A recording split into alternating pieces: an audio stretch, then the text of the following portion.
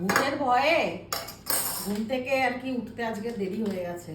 ভীষণ ভূতের ভয় পেয়েছি। ফোনে ভূতের গল্প শুনে মাসির কাছে এত ভয়, সারা রাত মানে শুতে পারিনি। ভোরবেলার দিকে একদম গভীর ঘুমে ঘুমিয়েছি।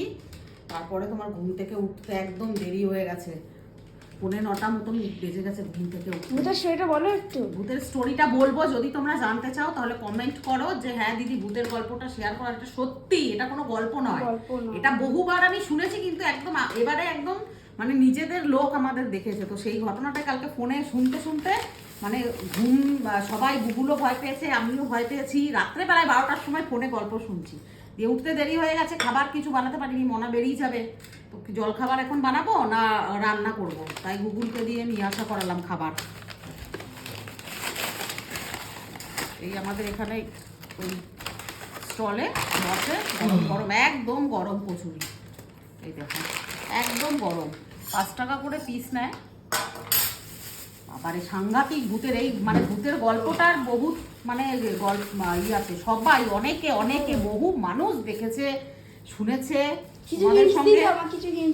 হিন্টস দেবো না, আমি বলবো যদি কমেন্টে তোমরা জানতে চাও। ভয় যদি না পাও তোমরা, যদি তোমরা শুনতে চাও দেন আমি তোমাদের বলবো গল্পটা।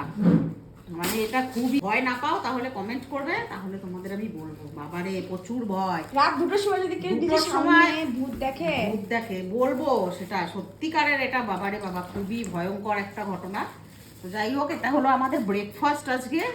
এটার সঙ্গে তোমার এই যে 2-1টা মটর থাকে আর বেশি আলু থাকে। না না, সবাই কি আর কর্নফ্লাওয়ার দেয়? তো এটাই খেয়ে নেবো। আর আজকে বানাইনি খাবার। মুগুলের আবার একটু পেটে প্রবলেম হয়েছে, ও খাবে না। মনা আর আমি খেয়ে নেবো। ওকে তাহলে জল মুড়ি দিয়ে দেবো। এনে দিয়ে দিলাম। মুগুল একটা খেয়ে নিবি, একটা খেয়ে তারপরে। বাবারে বাবা খুবই ভয়। আমি এরকম ওর বাবা গেছে কিন্তু আমি দেখেছি চোখে, কিন্তু কখনো আমার মানে এই হয়, কিন্তু তো গায়ে কাটা দিয়ে দেয় কথাটা ভাবলে। এতটাই ভয়ঙ্কর। যদি তোমরা দাদা তো শুনতে চাও কমেন্টে জানাও যে দিদি হ্যাঁ বাবু মারা গেছিল তখন তুই নিজে টয়লেট করতেও যেতে পারতিস না।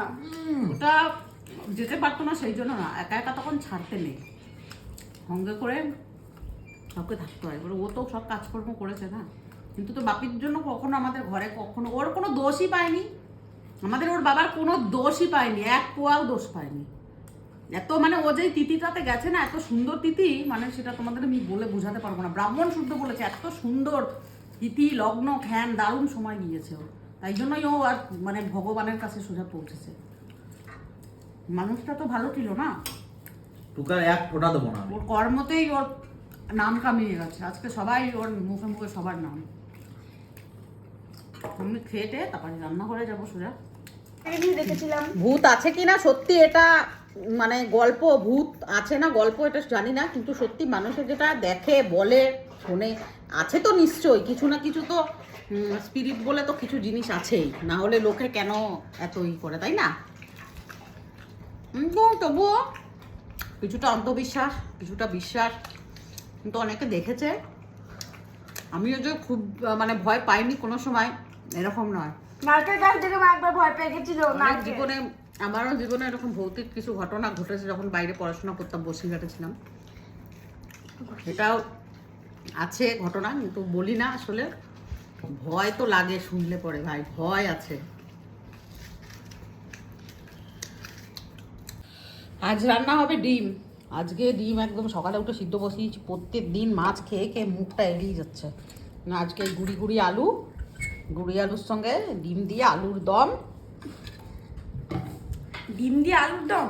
হ্যাঁ, তো আলুর দম তার ভেতরে ডিম দিয়ে দিলে হয়ে গেল। খাস নাই মনে হয় কোনোদিন? তোমরা অবশ্যই কমেন্ট করে জানাও হ্যাঁ, কি যে ভূতের স্টোরি দেখতে চাও কি শুনতে চাও নাকি? দেখতে আর কোথায় ভূতরে আমি দেখাতে পারবো না। ভালো করে ছাড়া, ডিমগুলো ছাড়াস না, না ওই ছেলের সামনে ডিমগুলো তুই তো চাচি দেখতে যা বলছো, ও বুঝে গেছে সব। হ্যাঁ, ডিমের গন্ধ পেলে ওই দেখো নাকটাকে দেখো হচ্ছে। ওই না